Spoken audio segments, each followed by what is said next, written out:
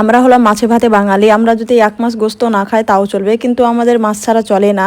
তাই সপ্তাহে যে কোনো একদিন আমরা মাছ খেয়ে থাকি। হ্যালো এভরিওয়ান, আসসালামু আলাইকুম। সবাই যে যেখান থেকে আমার ভিডিও দেখছেন, আশা করছি সবাই ভালো আছেন, সুস্থ আছেন। আলহামদুলিল্লাহ আমরাও ভালো আছি।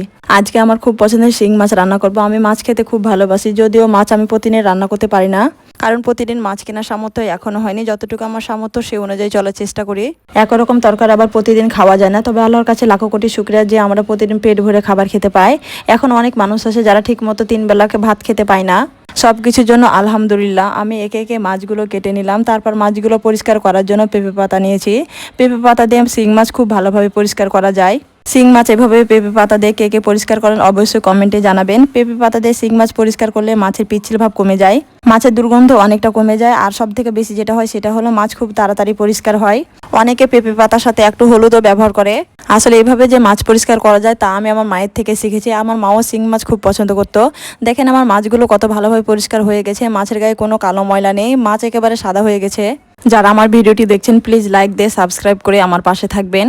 আমি শিং মাছগুলোতে হলুদ আর লবণ মিশিয়ে কিছুক্ষণ রেখে দিলাম, তারপর কড়াইতে তেল গরম করে একে একে মাছগুলো ছাড়লাম। মাছগুলো সোনালি রং ধরতে শুরু করলে দেখতে একদম লোভনীয় লাগছিল।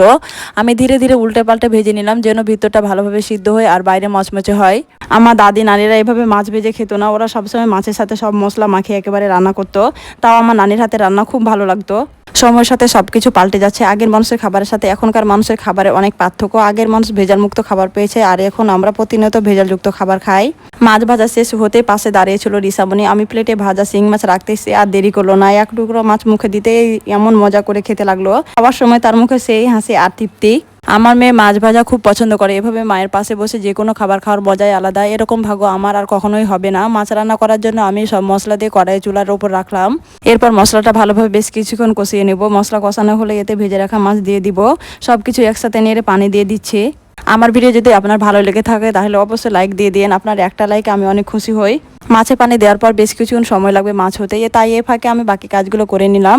আমার যেহেতু 2টা বাচ্চা অনেক ছোটো, তাই আমাকে তাড়াতাড়ি সব কাজ করে নিতে হয়। বাচ্চা সামলে বাড়ির সব কাজ করতে একটু কষ্ট হয়।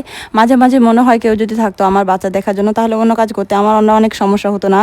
তবে শরীর ভালো থাকলে সবকিছু একা হাতে সামলানো যায়। ঢাকনা খুলে দেখে মাছ রান্না হয়ে গেছে, তাই কড়াই থেকে বাটিতে নামিয়ে নিলাম। মাছের কালার দেখে বুঝতে পারছি আজকে রান্নাটা অনেক সুন্দর হয়েছে। রান্না শেষে 2 বোনকে গোসল করিয়ে দিলাম। এরপর মায়ামণিকে ঘুম পাড়িয়ে দিয়ে আমরা মা মেয়ে খেতে বসলাম।